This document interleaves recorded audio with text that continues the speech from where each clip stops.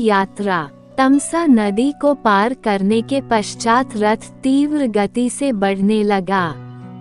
द्रुत गति से दौड़ता हुआ रथ निर्मल जल से युक्त वेदश्रुति नामक नदी के तट पर जा पहुंचा।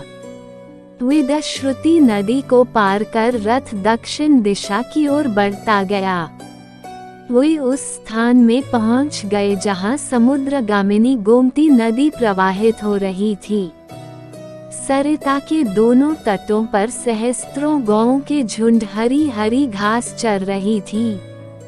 गोमती नदी को लांघकर रथ ने मोरों और हंसों के कलरवों से व्याप्त स्यंदिका नामक नदी को भी पार किया।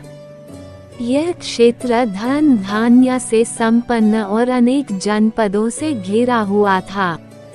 राम ने सीता को बताया कि पूर्व काल में इस क्षेत्र को राजा मनु ने इक्ष्वाकु को दिया था। शीघ्रगामी अश्वों ने रथ को विशाल और रमणीय कौशल देश की सीमा तक पहुंचा दिया। सीमा के पार होते ही राम रथ से नीचे उतरे और अयोध्या की ओर मुख कर श्रद्धापूर्ण वचनों में कहने लगे, सूर्यकुल के सत्यवादी नरेशों द्वारा स्नेहपूर्वक परिपालित है अयोध्या नगरी। विवश होकर आज मुझे तुझसे दीर्घ काल के लिए विलग होना पड़ रहा है। हे जन्मभूमि, मेरी दृष्टि में तुम सदैव स्वर्ग से भी अधिक श्रद्धेय और पूजनीय रही हो। तुम्हारी सेवा मेरा गौरव है, किंतु परिस्थितिवश मुझे आज तुम्हारी सेवा से विमुख होना पड़ रहा है। हे जननी, तुम सदैव मेरे लिए प्रेरणामयी रही हो। तुम्हारी धूली मुझे चंदन की भांति शांति देती है। तुम्हारा जल मेरे लिए अमृतमय और जीवनदायी है।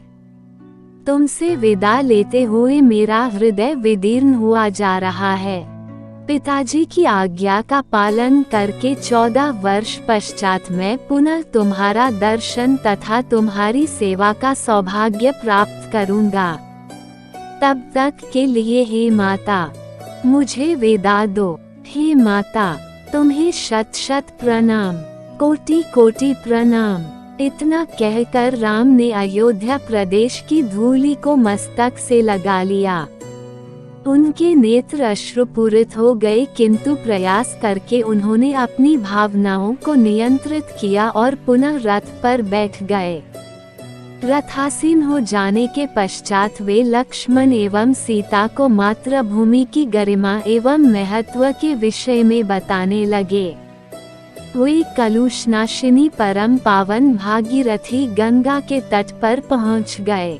उस सुरम्य वातावरण में वे बहुत देर तक चकित से खड़े रहे। उन्होंने देखा दूर दूर तक लहलहाते हुए खेत नेत्रों को सुख देने वाली हरितिमा बिखेर रहे हैं। वातावरण अत्यंत सुरम्य है। स्वर्ण कलशों से सुशोभित धवल मंदिर भक्ति की भावना को जागृत कर रहे हैं। वहाँ के समस्त आश्रम सामगान की ध्वनि गुंजायमान हो रही है। वायुमंडल हवन कुंडों से निकलने वाले धुएं से सुगंधित हो रहा है। अनन्य काल से ऋषि मुनियों द्वारा सेवित पवित्र भागीरथी कलकल नाद के साथ द्रुत गति से प्रवाहित हो रही है। गंगा के जल में हंस, कारंडव आदि पक्षी विहार करते हुए मधुर स्वर में गा रहे हैं, मानो वे गंगा की स्तुति कर रहे हों। त्रिपथगा पुण्य स्लीला गंगा के दोनों तटों पर खड़े वृक्ष रंग बिरंगे पुष्पों से सुसज्जित हैं। ऐसा प्रतीत होता है कि वे अपने फूलों का अर्घ्य चढ़ाकर गंगा का अभिषेक कर रहे हैं। वे इस मनोमुग्धकारी छवि निहारने में लीन हो गए। कुछ काल के पश्चात राम सुमंत से बोले, मंत्रव, आज हम यहीं विश्राम करेंगे। हंगुदी के उस विशाल वृक्ष पर कितने सुंदर तथा आकर्षक फल लगे हुए हैं। आज हम इन्हीं फलों का आहार करेंगे और रात्रि भी यहीं पर व्यतीत करेंगे।